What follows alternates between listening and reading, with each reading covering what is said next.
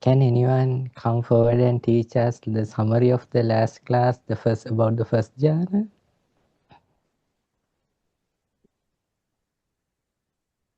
My friends, welcome everybody to our program. Last week, Bhante Amitakema extended the Mahāsatipaṭṭhāna Sutta. We were focusing on the last factor in the Noble Eightfold Path.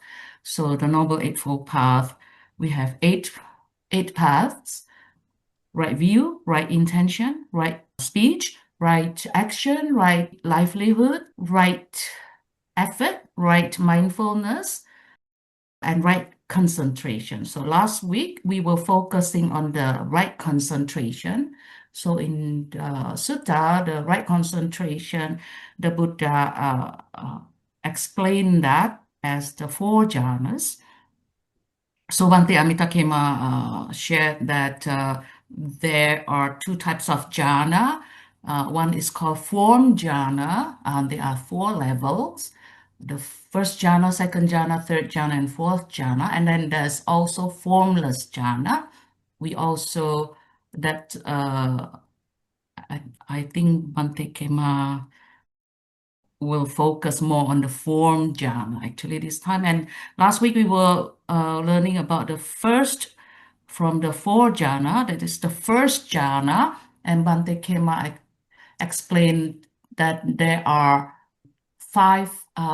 First of all, before we go into the first jhana, Vivecchava Kamehi, meaning that we have to seclude it from all the sensual pleasures and secluded from all unwholesome states. So those are the two factors before we enter the first jhana.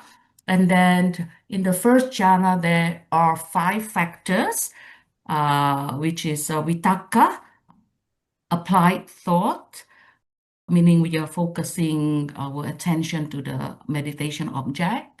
The second one is vichara. Vichara is we sustain the attention on the object.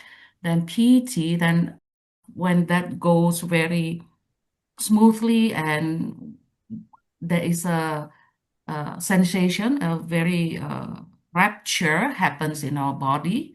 That's the third factor. The fourth factor is called sukha. Sukha is more of the, I think rapture is more mental. The sukha is more like our body becomes tranquil and light.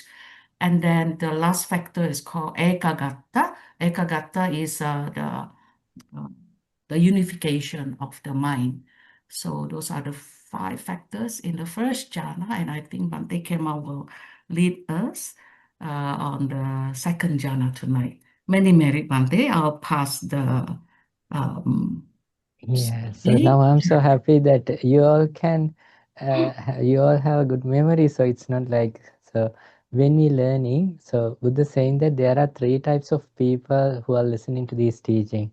One is like their knowledge is on the lap. So that means that, you know, that people sit and think that someone here taking all the fruits to their lap, where he receive a gift, fruit as a gift, keep all the fruits in the lap. What happened when they stand up? All the fruits falling on the hall. So likewise, there are some people, they listen at that time, they have kind of a pretty good understanding. But what happens once they leave all those delicious fruit on the floor. There are so many delicious fruit in our Dhamma hall if you check. So that's one way of saying. The other group is, it's like saying that a container upside down and pouring water, but since the open that lid the open area is the down, there is no way of filling the water. So that's the other group. So they also do not understand, but there is another group. What they do is they listen and they try to memorize it, and then vachasa parichita, they are talking about that, and that they are speaking what they learned. And then the fourth one is manasanupekita, they are wisely consider, they use their thinking to find out whether how do we do this, and likewise in his mind they are trying to uh, figure it out, how this happened, what is the cause for this, and why I can't experience this, and where should I correct. Likewise, they are thinking in their mind, and then they are correcting their and the vision, and then they are practicing the path. So it's a really important to learn and ask questions and try to be active in the listening. So yes, again, happy to see you all doing all those. And again, there is another group. Do not worry about that. They have that understanding. They can understand, okay, this is what Bhante is saying. This is what Buddha has said. But they can turn it to words. It takes some time. So it's 100% okay. Some people, they have that understanding, but not in the memory. That's also fine. So do not worry about the level of your memory. Nothing to do with that if you keep on listening and improve your knowledge. So it's a benefit if you have a memory, but if you do not have, never worry about that, because there is no exam after the class, and there is no graduation giving from us. Right. Let's officially start. Shall we all bring our palms together like this? Okay, let's say the homage to Buddha with me. Namo tassa bhagavato arahato samma sambuddhassa. My homage to the Blessed One, the Worthy One, the Supremely Enlightened One. Sadhu, Sadhu, sadhu, sadhu, sadhu. sadhu. Let's pay our respect to our teacher, Pinat Loku Swamin Wahanse. Sadhu, sadhu, sadhu. Okay, so you all listen to what we learned last week from 4 jhanas, 4 concentrative states. We learned first concentrative state, or the jhana, meditative state or deeper state. If anyone has any questions regarding the first jhana, please bring it up before we go to the next jhana. Bante, Nambudaya Bante. I had a question about the jhanas. Were the jhanas discovered by the Buddha, or were they? Is it a Buddhist thing, or because when I asked ChatGPT if it was, and it gave me some other answers, but I forgot, and then I didn't. I wanted to get some clarity from you. Yeah, that's true. So the jhana, so that the concentrative states were there even Buddha was existed. As an example, before Buddha attained the Nibbana, so when he's practicing, there were 2 teachers. So one teacher were able to attain the Akasananchayatana, which means that like after 4 states of this deeper state, there is a formless meditative state. And then there is another one, that's Alara Kalam, Uddaka Ramaputta. He had the knowledge to attain to the Neva Sanya Na Sanyayatana, no perception, neither perception. So the problem was that going to that sort of a deeper state is not the actually achievement. So wherever our mind experience that deeper state, because of the second universal truth, wherever whatever arises in our mind attached to that, cling to that. So that because of that, it's not the end of the sufferings. What Buddha did is, Buddha understood these 4 noble truths, that the realities, that means understood the right vision. So because of this right vision, he understood this concentration is a cause and effect, and it's not me or mine or myself. He understood this is form, feeling, perception, volition, formation, and the consciousness, and he break it down and did the vipassana inside, seeing the impermanent suffering and non-self, and it lead to the liberation. So the difference between one who just attain into that and the Arya Savaka, or the noble person, that the one who's practicing this noble path, main reason is the other person can attain to that peaceful state, but if he died even with that peaceful state, think that that peaceful state, the karma is like so powerful. He can, as an example, he can reborn in a divinely world. That divinely world's lifespan is like a one eon. It's like a long, long, long, long, long, long time. So it's like a huge amount of time he is in a kind of a meditative state. But once that karma period over, he can reborn in hell. Why so? It is a temporary I can't say even a liberation, kind of a peaceful state and peaceful life. So Buddha teach that wherever the birth, it has this nature of suffering. Why the nature of suffering means that these are cause and effect. All these six sense faculties are impermanent, and there is no control over that. Whatever rises, it falls. So if anyone attain to that jhana with that knowledge, in that jhana also he has ability to do the insight, do the vipassana. It lead them to the liberation. So for the answer for your question, yes, there were deeper state, there were jhana, and people attain that, but it is not the nibbana. It's like this. If someone asks, before Buddha were born, were there sila? Yes, of course there were the virtues, like there were people abstaining, killing beings, stealing, but did it really help them to attain the Nibbana? No, but it helped them to have a peaceful life in here, and that karma led them to reborn in happy state. But once that the consequences over, they are reborn in the four hells and the other world. Right? Is it clear? Very insightful, Bhante. Thank you so much. Yeah. Yes, Linda. Bhante, a very short question. Bhante, since Bhante mentioned about the liberation, I understand that there are two kinds of liberation. One is called liberation by mind, Ceto Vimutti, and the other one is Panya Vimutti, liberation by wisdom. When the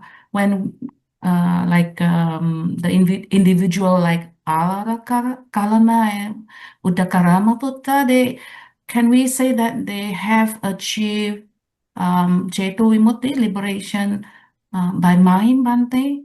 Liberation of mind. Ceto Vimukti, yeah.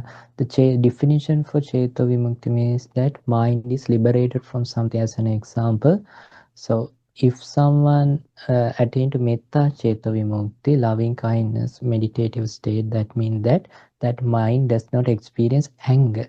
But the thing is, he take that meditative state personal, as take it in like me or mine or myself, where that means is there, avidya is still there. So because of that, they are reborn in the other worlds. So the definition for the Ceto Vimukti means that your mind is liberated from that any defilement, maybe because of your meditative state.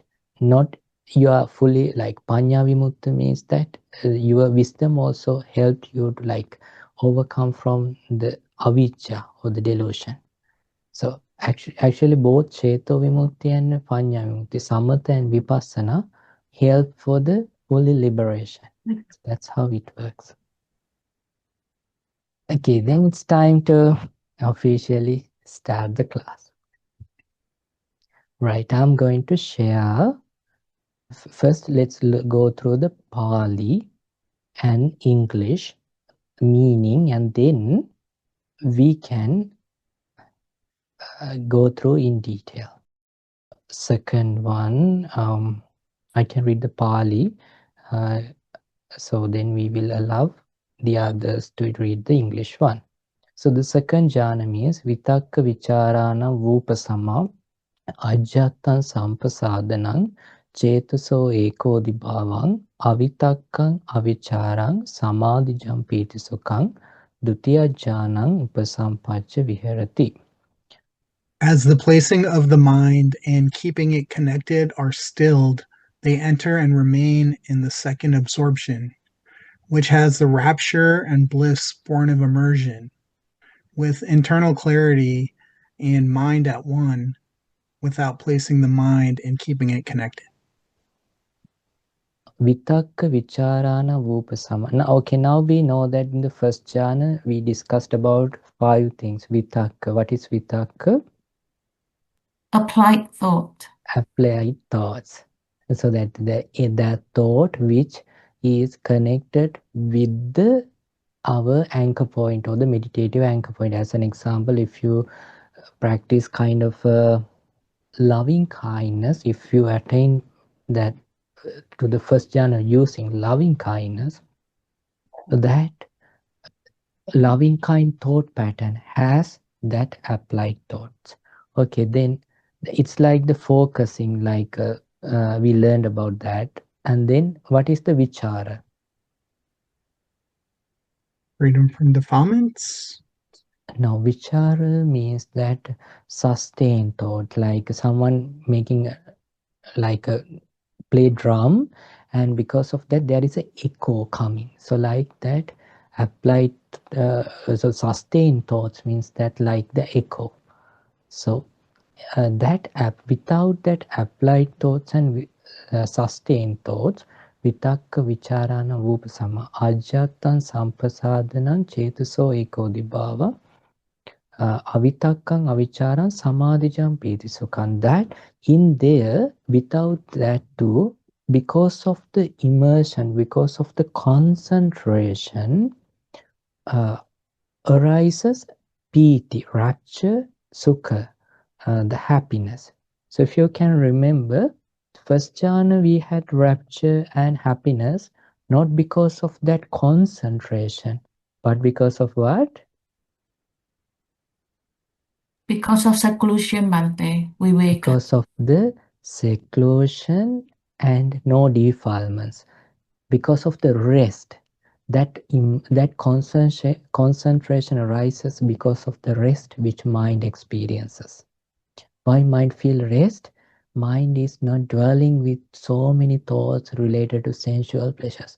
I want to see this, I want to hear this, I want to smell this, I want to taste this, I want to feel that touch, and keep on thinking. So you may don't think about in that way. You may think, oh, I want to eat pizza, I want to see that, I want to take that jewel, I want to go to that party, I want to see that movie, likewise. So mind does not have any rest. And then the defilements. Because of that, you are expecting something, you don't get it, you get angry. You expect something, it creates lust. You expect something, but your competitor take it. You feel jealousy. So there are that our mind is like unpracticed mind is like with defilements, with the sensual pleasures. Once you let go that, you feel rest in your mind. That rest creates the rapture and happiness. So that's the first jhana. If you can remember, we learned an example like your body, like it's like someone who's making soap, soap pulp, putting water, and so it's like someone creating a dough, like putting water and flour. Not too much water, not less water. It's like mixed all over. So likewise, your rapture and happiness is spreading all over your body because of the rest you experience. In the second jhana, you let go another 2 things: applied thoughts and sustained thoughts. Your mind is fully connected with your concentration. And because of that concentration, you feel rapture and happiness. So it's like, the example for that, it's like there is a water fountain or the pond. Water comes from the inner, what we call, for that, spring. That water comes from springs, not coming from out, but just spring gives that cool water to that pond. So likewise, your happiness and the rapture all over your body. So that's the details of the second jhana. So it does not have applied thoughts and sustained thoughts, but it has rapture, happiness, but not because of rest, but because of the full concentration and also the ekaggata. So is it clear about the second jhana or any follow-up questions?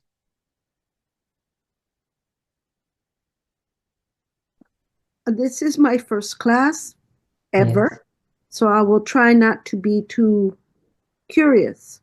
I understand what you just talked about, but I also wonder if you can include, and I see a lot of this, the need to be right, in discussion, in the social media, in the everywhere, the need to be correct or right, or it's almost an indignance.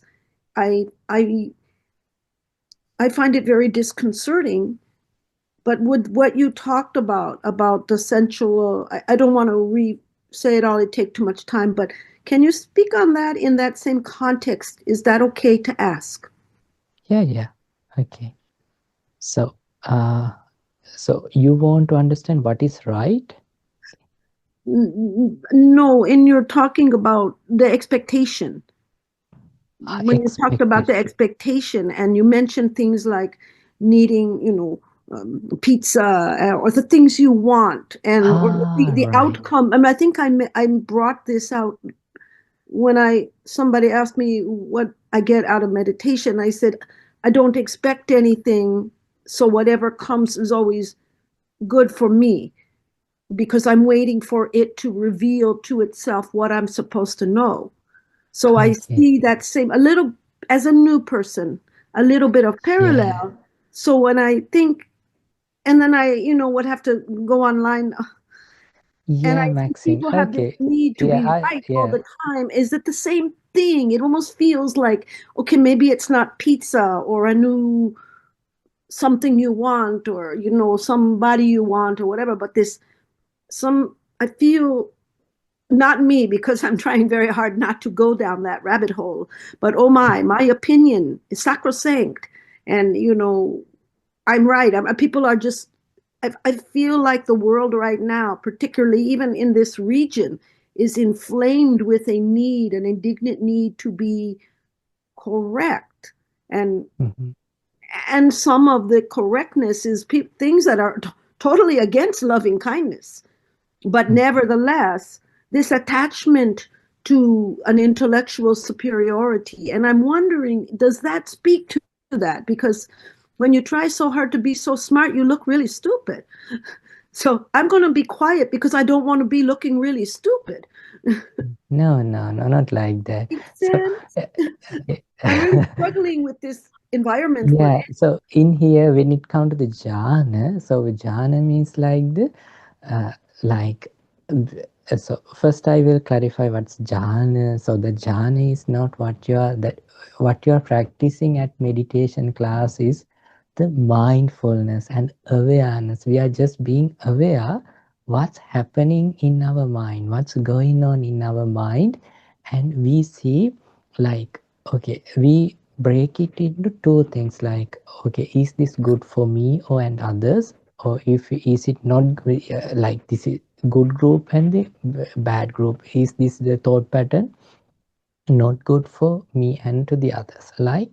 And then when we labeling and understanding different thought patterns, we see another thing. These thoughts are arising and falling, arising and falling. So even though I try to recognize me in that thought pattern, actually that ideas also arising and falling. So those are changing. Like that's as an example. Sometimes people in a relationship, people starting with full of love and attachment to a one person, and those days he feels like she's the one I love a lot, and I don't mind even the rest of the world is against me. I love her. And the same mind, maybe after a year or two, saying that in my life, that was the saddest, like it's like a waste of my time. Then it's talking about the same person with anger. So these thought patterns in our mind arising and falling. So when we understand this rising and falling, instead of labeling we in that, we can see that everything conditioned.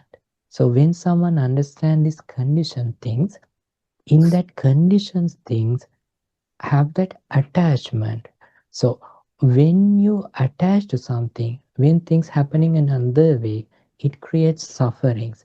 And that attachment creates so many thought patterns. That's the regular living being. So that's the normal way. So in that normal way, we can figure out like, okay, this is the right thing. I should earn by myself. I should buy things from what I have, but I shouldn't steal. I should work hard if I have a life goal, but I shouldn't hurt others. So it doesn't matter others hurts me. I'm not going to hurt them because I want to be exemplary person, not like a person who heard this word. So likewise, those are like a ordinary talkings, ordinary discussions. So this jhana means that instead of that, we are talking in ordinary level righteous things. We are going a step beyond that. So when you go a step beyond that, that's where in there we see that every condition thing is changing. So changing things, whatever the things changing, it creates sufferings. So that sufferings like creating so many chaos in our life. And when you understand that, you let go that sensual pleasures, and it's like you let go that expecting happiness from outer world. You are coming to a place where you can be happy for no reason, no matter whatever the things happening in the world. You understand your mind, and because of that, rapture and happiness is arising. To that, even you are not attaching. So it's like a totally different discussion. So we can discuss about that ordinary level righteous things. Probably that's the best class for tomorrow, because tomorrow we have like a stress relieving meditation. So in there we will talk about that. But I'm just taking you from there to here to understand what's the difference. So without we understand that we are talking something beyond what we're talking in ordinary life, they see they are the people like when they do not understand that part. You may have heard that some people without this knowledge saying that, oh, Buddhism isn't that teaching which always talking about suffering, like I trying to frame that teaching in like a certain way. But when they have that knowledge, they'll never say that. Okay, now I'm going to go to that, the discussion of the second jhana. Right. So then now we are clear that when someone let go the sensual pleasures, there is a place you feel that inner happiness. First, that happiness arises because of the rest. Then second, that happiness arises because of the concentration. So the third jhana means when you practice that concentration with rapture and happiness and concentration, your concentration is developing way more than that. Like it's consistently developing that concentration. Then you feel like rapture also kind of I don't want, something I don't want. But your concentration is well developed and you are so happy with that happiness and the concentration, not the rapture. Then your mind is let go the rapture also. Because rapture also kind of a mind phenomena. It takes some energy. It take out your it creates slight vibration in your mind. So you want to let go that vibration also. So you want to concentrate. So then the third jhana means that it has concentration and it has the happiness. It has the concentration and the happiness. So the example for that is like a lotus, of the lotus bud. It covers under the water. It's like so likewise, if you can remember in the first one, like that water is well like a dough, not too much water, not less water. The second one is like that water pouring in inside. It's like the third one is like the lotus flower still under the water, covered with fully water everywhere. That's what the example says. Says the Pityacha Viraga, letting go the rapture. Pityacha Viraga Upekkakocha Viharati, with living with that neutral mind. Satocha Sampajano, awareness and the mindfulness. Sukhancha Kayana Patisangvedi, the experience happiness from the body. Yantang Arya Achikanti, that the good people say it. Upekako Satima Sukha Vihariti. Upekako with neutral mind, Satima with mindfulness, Sukha Vihariti experiencing happiness. With neutral mind and awareness, experiencing happiness. That happiness arises that your mind is not attached to that happiness, just experience. And then the fourth jhana means that letting go the happiness also and fully concentrate, with full of concentration. So it's like it described like this: Sukhasacha pahana, dukkhasacha pahana. Let go the happiness, let go the unhappiness. Pubbeva somanasa domanasana attangama. Previously, even before that, mental happiness and the mental suffering has already let go. Pubbeva somanasa domanasana attagama.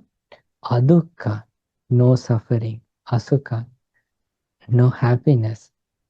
Upekka sati parisuddhi, neutrality and mindfulness. The fourth jhana attained and living. So that's what it says. The analogy for that is like someone sitting with crossed legs and covered whole body with a white cloth, like full of bright mind with full of equanimity. So it's like no sufferings from outer world, just experiencing bright, neutral mind, like a white cloth covered whole body. So that also without attachment, that's the way of that righteous person. He is not attached to that. He can see that this is the form in there. This is the feeling. This is the perception. This is the volition. This is the consciousness.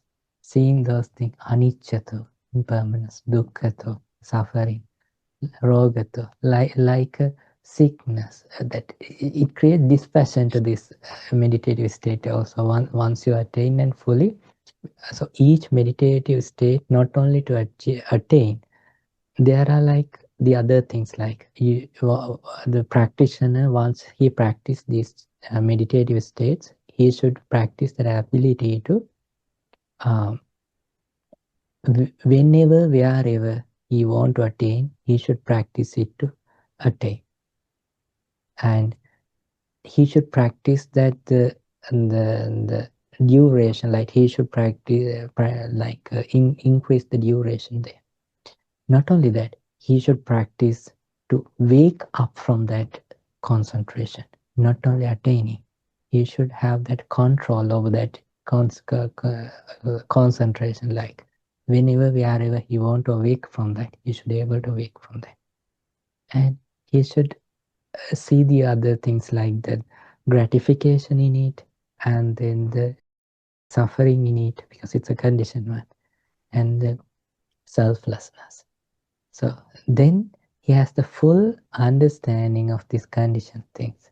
And that righteous person see this world as it is. So his mind never ever attached to the conditioned things. So there is a story, like I don't know from where that story come from. A king, he was so devoted to a monk who's meditating, and one day, as a gift, he brought a huge amount of money and kept in front of the monk, and monk just opened his eyes and then closed. Then the king was slightly bit of frustrated. He should at least say thank you, appreciate. It's a good amount of money. I'm just giving him. Then he asked that question. Then he said, a moment ago, this problem, showing the money, was with you. Now you gave that problem to me. Now I should think what to do to this. Why he see it as a problem while we see it as a solution? We have so many expectations to fulfill from that. When we have that, we can do this, I can do this, I can do that. So many things. One who let go all those things in his mind, he does not want that. Bhante, we call that rich people problems. That's what happens. You go from no problems to rich people problems. So then that's the difference of being free and experiencing the freedom. That freedom is not in any sort of a material, even in a mental phenomena. It's just a freedom. That freedom can turn into words. When we turn into words, then there is no freedom in it. It says that when you say that when you read about the third noble truth, it says about what it does not have. Not it has this or that.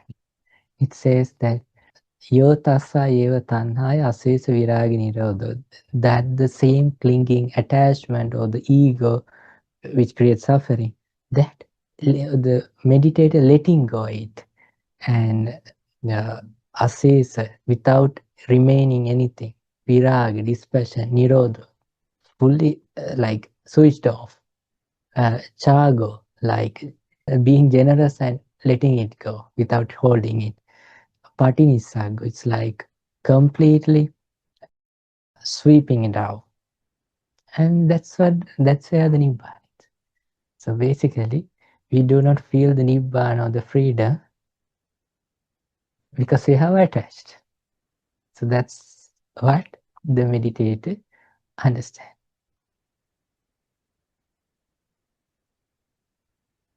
Okay, those are the 4 jhanas, and let me share this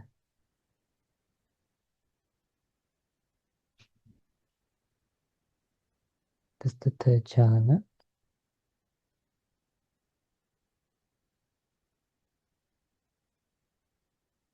It's the 4th jhana.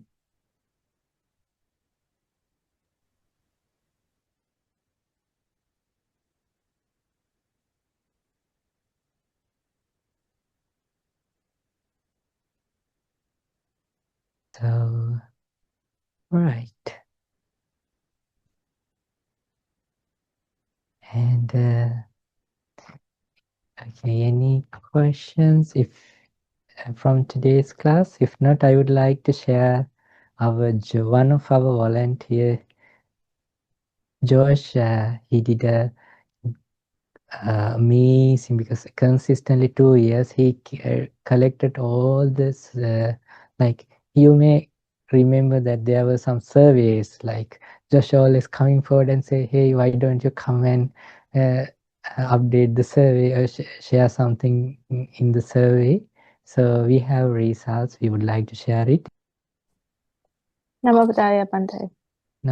I have a question about the first jhana. Right. It says secluded from sensual pleasures. How does one do that when you're living in a household? It's like, is there an example for? Yeah, so it's a mind one, Tina. It's like So sensual pleasures means not like think that someone attaining a thing that you have as an example, someone has think that meditative state because of loving kindness, he's in a deeper state. At that time, even he's a household, he's having babies also. At that time, his mind is not with the sensual pleasures. That's what it says. Maybe you covered it already, but are those like 4 jhanas require different kind of meditations, or it's pretty much the same practice? Or same practices lead. So when we practice that 4, what it called, and that loving kindness, compassion, appreciative joy, and equanimity, metta, mudita, karuna, upekkha, those has ceto vimukti slightly different than this. It described in a different. It's like when if someone attain that the metta ceto vimukti means that in that meditative state, that person identify that state is no anger at all, like it's like what we call that, it's not a narrow, broad mind with no anger at all, with full of brightness in the mind and full of purity in the mind. So likewise that. And then the final destination of that is that Subha Vimoka. It's like Vimoka is like another deeper state. And then that the other meditations, like the final is like not goes to formless meditative states. We can learn it by reading the suttas and so.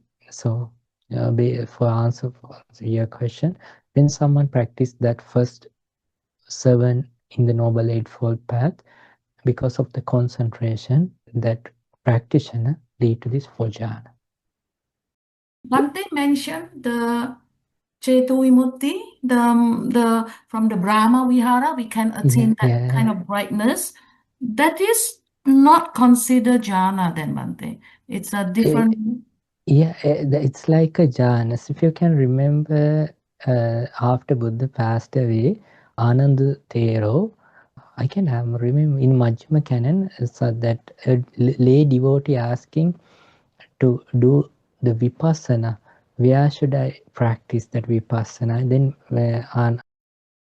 Thero, Bhante Ananda, the Arahant Ananda, he's an Arahant, saying that, like, he's saying that the first 4 jhana and then the other before Neva Sanya, Na Sanya, and the other 3, and then he's separately saying 4 metta, karuna, mudita, upekkha, ceto, vimuktis as a different state. So it's like, yes, it's like jhana. In there also you can do the vipassana.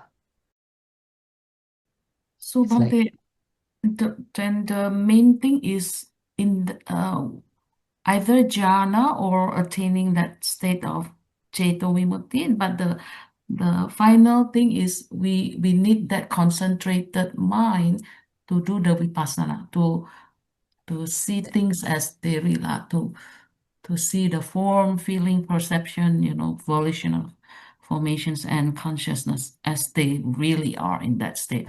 I can say that it's like our children say 6, 7. So if you say that, then you will never do vipassana, you will always do the mindfulness until I'm not going to do any vipassana until I attain the jhana. It's not like that. Okay. There are like 4 ways, like one person attain the samatha and first start with samatha and then turn it to vipassana, samatha pubbangama vipassana. The other person starting from vipassana, then turning into samatha vipassana, pubbangama samatha. One practice both together, Yugananda. There is another person, he does not ever experience anything. He has the knowledge on Dhamma, but it creates that the wandering mind, Dhammuddacca Vigahita, that person also lately concentrates. So the right answer is that to full liberation, you need to see mind as it is. For that, you need that super concentration jhana for full liberation. Bhante, see how now we are learning about this jhana, like previously, before I learned all this sutta, I learn jhana in a way that you have to sit and you have to wait to focus your mind, and then you have to wait for that light to appear in front of you. They call it nimitta. But then, Bhante, as I learned from the sutta, in many of the suttas, the Supreme Buddha actually explained that in order to, the Buddha didn't mention about this. Well, some suttas maybe, but in some sutta, the Buddha only say we have to focus on this beautiful mind states, like to attain that pamokkha, and then it will lead to piti, sukha, and then we get the samadhi from there. So I think, Bhante. Okay, I know what you're asking. I'll say it's like this. So there are some traditions and some practices. We try to bring it by force, that concentration. Yes, of course, with full dedication, there can be. But when you read the sutras, how Buddha teaches that, Buddha teach us to have a pure mind. That pure mind gradually take you to there. Read that Ganaka Moggallana Sutta, like what is the procedure step by step. So first practice letting go the defilements and just relaxing yourself under a tree or so, your mind experiencing that concentration because you let go all the defilements. So it's not like you are trying to achieve something. Because of your rest, you are peacefully experience that. What is the benefit of that? That means that it's something you own, not because of your energy or because of you are secluded in somewhere else. The danger of that is, I have seen some people without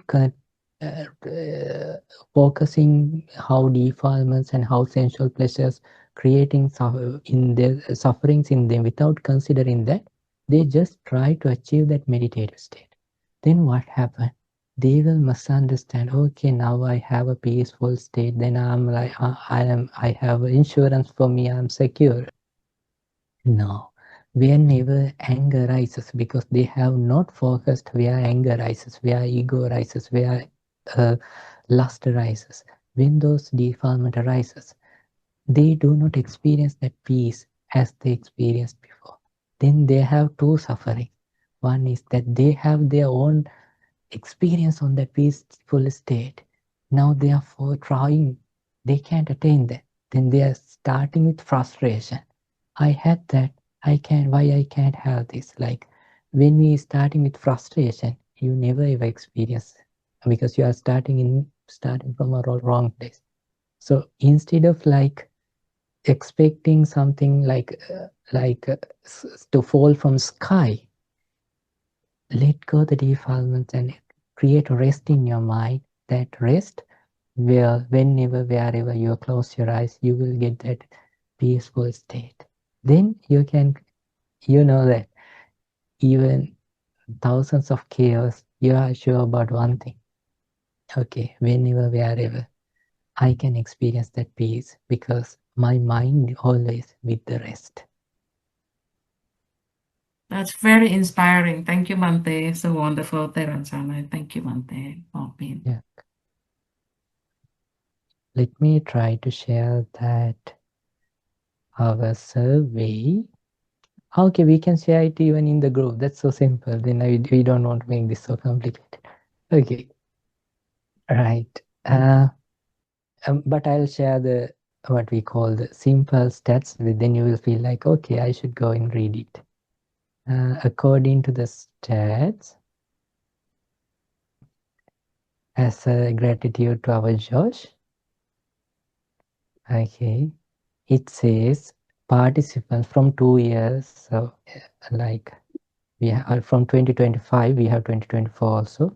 Participants who reported reduced stress, anxiety, 95%, and 100%, over 100 we have done meditation sessions, and program ratings are like 4.9, and there are like 82% relief from depression and 75% anxiety management and emotional resilience. They say that like this, I don't know what it says. So then positive impression like this, negative reduced like this, and when it comes to programs wise, this data is there, and community wise, this is 2024 different religions, 22%. I think the most participants were Christian after the agnostic, and this year something different. Okay, so this is what it is, and go through it when you get a chance. Okay. Thanks for sharing, Bhante. And y'all have this is a summary that's on the website, but we'll have the full report if anyone wants to do a deeper dive. Will be linked on there soon. Yes, and we have yes. And thanks to the other volunteers for helping spread the word and getting people. And thank you everyone who filled it out. It just really shows the impact of what Bhante Kima and the Buddha Meditation Center are doing. So I know we feel it, those of us who regularly attend, but the survey really shows just how much the meditation programs and the sutta class help people. And I'm just glad that that data is out there for people to see. So yes, thanks everyone. Yeah, and everyone can be happy from so anyone who volunteered for these programs and even donated, even it doesn't matter the amount, so everything helped for the people to overcome from so many sufferings and while learning these deeper teachings also. Let's say sadhu 3 times. Sadhu, sadhu, sadhu. Today we learned about the 4 jhana, completing about the Noble Eightfold Path, which Buddha teach, and we accumulated many merits. Let's share all these merits with all the divinely powers, with all the deities, and if there are any private guardian to you, with them, may they rejoice these merits, and let's share all these merits with your past relatives. Joe, what's your uncle's name?